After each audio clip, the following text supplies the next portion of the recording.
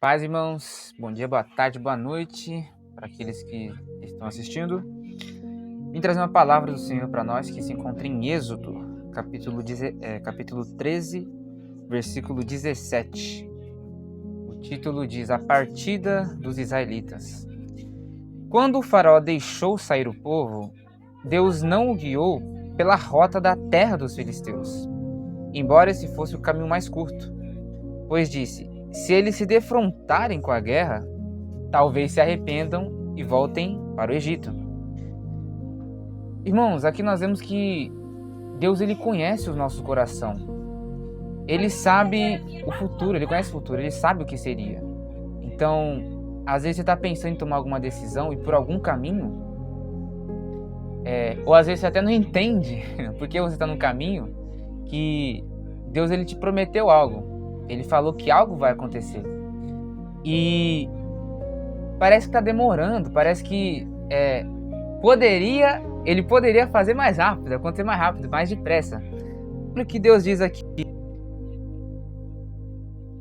Deus viu a rota da terra do Filisteu, embora fosse o caminho curto, pois disse: eles se confrontam com a terra, talvez se arrependam, ou seja, talvez eles não estivessem preparados para cumprir encontrar desse caminho mais curto.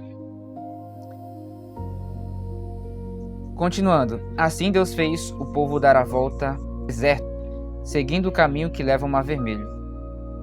Ou seja, Deus ele fez com que eles pegassem outro caminho,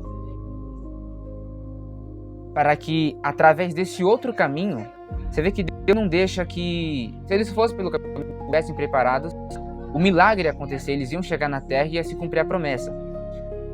Só que esse caminho, embora fosse um pouco mais longo, foi um caminho onde Deus usou para manifestar o poder dele, a glória dele. Olha o que acontece em diante. Assim Deus fez o povo dar a volta pelo deserto, seguindo o caminho que leva ao Mar Vermelho. Os israelitas saíram do Egito preparados para lutar. Moisés levou os ossos de José, porque José havia feito os filhos de Israel prestarem um juramento, quando disse: Deus certamente virá em auxílio de vocês. Levem então os meus ossos daqui. Os israelitas partiram de Sucote e acamparam em Etã. Bom, então aqui nós estamos vendo o processo, o que está acontecendo, o que eles estão fazendo. Durante o dia, o Senhor diante deles. Ele está no processo até o cumprimento da promessa. Para guiá-lo de noite numa coluna de fogo para iluminá-los, e assim podiam caminhar de dia e de noite. Ou seja, uma coluna de fogo, uma coluna de nuvem ia para guiá-los na frente, de dia, de noite, e de dia vinha uma coluna de fogo. A coluna de nuvem não se afastava do povo de dia, nem a coluna de fogo de noite. Então Deus ele não se afasta de nós, ele continua conosco. Tem um versículo que diz, né, Jesus, ele fala que eis que estou convosco todos os dias. Deus ele está conosco.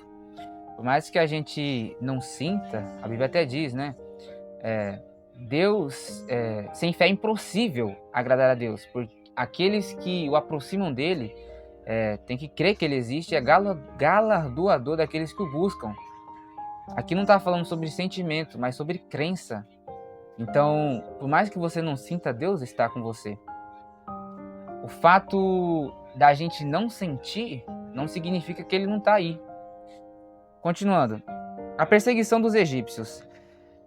Capítulo 14, versículo 1 em diante. Disse o Senhor a Moisés: diga aos israelitas que mudem o rumo e acampem perto de Piairote, entre Migdol e o mar.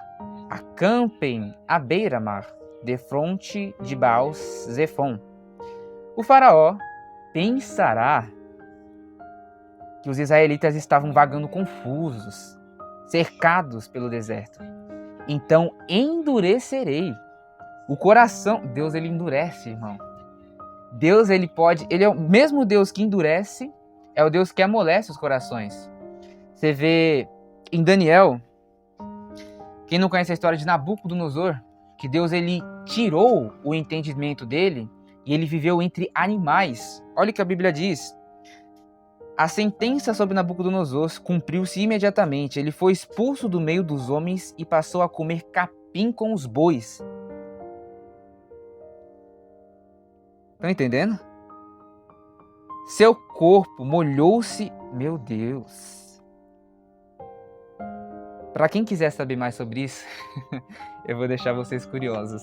Está em Daniel, capítulo 4, versículo 28 até o 37. No fim do processo, olha o que ele diz aqui. Agora eu, Nabucodonosor, louvo, exalto e glorifico ao Rei dos Céus.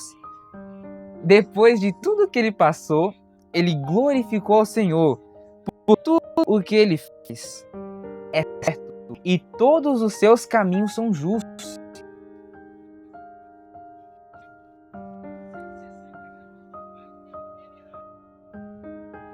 Às vezes a gente acha que é injusto, né? Demorar tanto, mas aqui está dizendo que todos os seus caminhos são justos. Independente do processo, a gente está no caminho certo. E ele tem poder para humilhar aqueles que vivem com arrogância. Aqui ele está falando do processo dele, ele foi humilhado. Olha o que ele disse aqui, ó.